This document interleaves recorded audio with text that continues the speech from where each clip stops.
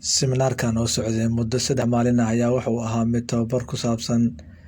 sidii ay bulshada u heli lahaayeen cadaalad iyo sinaan lagu barayay ayaa lagu qabtay magaalada Muqdisho waxaana ka soo qayb galay siminaarka qaybaha kala duwan ee bulshada gaar ahaan dadka barakacayaasha ee ku nool duleedka magaalada Muqdisho ee caasimadda dalka. Inta uu siminaarka socday ayaa ka soo qaybgalayaasha waxaa la barayay casharro ku saabsan sida ay uga shaqeyn karaan sinaan iyo cadaalad isla markaana dhankooda u heli lahaayeen. marka labada eray oo mataqaanaa meesha ku jirto oo muhiimadda ah waxay tahay marka war goobtan ani aan mataqaanaa maamulahaayo goobtan ani aan mas'uulka ka ahay goobtan oo dhaqaalaha imaaday goobtan oo MCAjadii aan ka dhisnay goobtan oo dad walba loo cadaalad sameeyay iyo cidna ka maqnaanin ya iyo cidna ka maqnaanin waa sheekadu mataqaanaa muhiimka ah xadiis baa ku soo arooraba rasuulka mataqaanaa hadda sallallahu alayhi wasallam waxa la weydiiyay dadka dhan jannada ay galayaan ilaa ninkii iska diiday ma ogi asxaabta waxay dhaheen yaa rasuulallah nin janna diiday ma jiro nin janna iska diiday ma bajiraba markaasoo dhahay ninka ilaahay caasiyo jannada asaa iska diiday ninka ilaahay adeecana jannada asaa ay rabtaabo marka muhiimadda warka waxay tahay ninkii mataqaanaa rabo in ninkan oo hal isku yeero u leh agtiisana ay taalo adduunyadii goobihii caafimaadka dad kala duwan cusbadii wixii ay taalo war hadduu ku yeero ku dhaho kaale aad dhinac martid abuu kora idiid ma leedahay dhow. Qaar ka mid ah dadkii ka soo qayb galay siminaarka ayaa sheegay in wax badan ay ka faa'iideen tababarka inta maalin uu socday. tababarka aad iyo aad aan ugu fahmay marka alxamdulillah aad iyo aad aan ugu fahmay waxyaabaha la taaban karo waxa waaye macnaha labada oo macnaha oo cadaalad sinaanta marka dadkii oo kulminaanta iyo kulankan inta munaasabada la noogu yeeray waxaan ka faa'iiday waa isdhaxgal bulsho iyo aqoon kororsi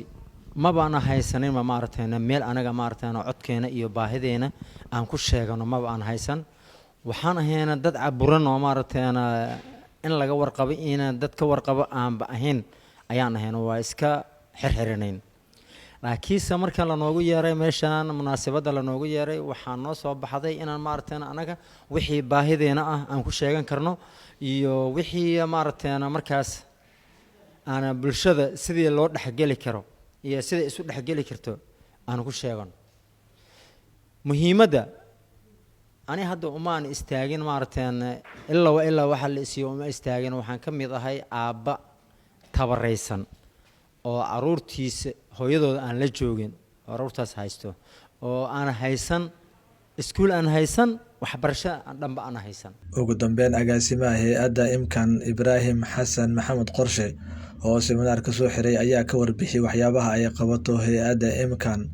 waxa uu sidoo kale ka hadlay inta maalin uu socday tababarka iyo dadka ka faa'iideystay inta ay yihiin. Waxaa sharaf iyo qiimo noo ah in maanta aan soo gabagabeynay tababar socday 3 maalin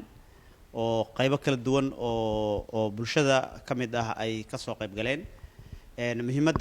muhiimadda oo ugu muhiimsan oo aan kaga hadlaynana ay ahayd hal ku dhig loo bixiyay global moment in time oo macnaheeda ahaa in bulsho ahaan iyo fikir ahaan adduunyada hadba meesha u socoto mar ay u rogmi doonto waxa kale oo barnaamijka qaybka ahaa oo aan kaga hadlaynay reflections on diversity oo ka mid ah iyadana in qof walba uu xiriiriyo qof shakhsi uu u arko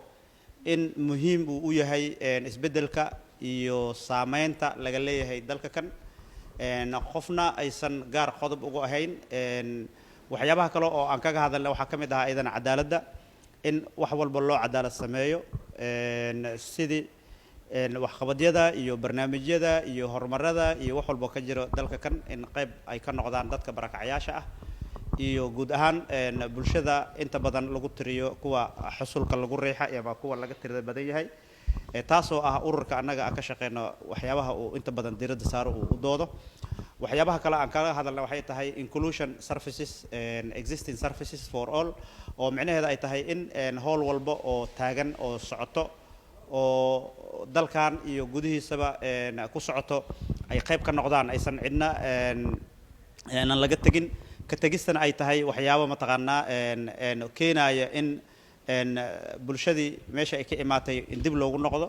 oo ah xuquuqaadkii waajibaadka ahaa ee qof walba saarnaa in ay meesha ka baxdo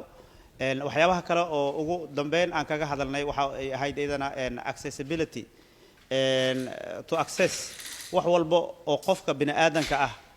uu rabo ama uu u baahan yahay inuu helo hadday noqoto goob caafimaad hadday noqoto goob waxbarasho hadday noqoto mother and child care delivery hadday noqoto social immunity bulshada ay u baahnayd waxaasoo dhan in ay noqdaan barnaamij mataqaanaa daahfuran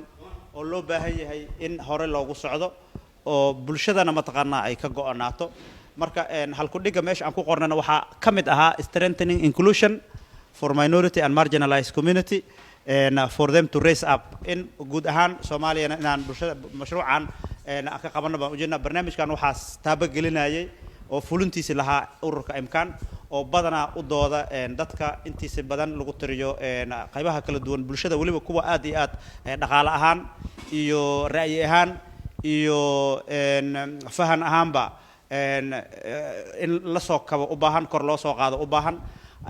imkaan dadka ay u taagan tahay in ay mar walbo tababarada noocan oo kale ah ay u qabatana waa ayaga si mataqaanaa bulshadaasi ay u gaaraan dadka intiisa kale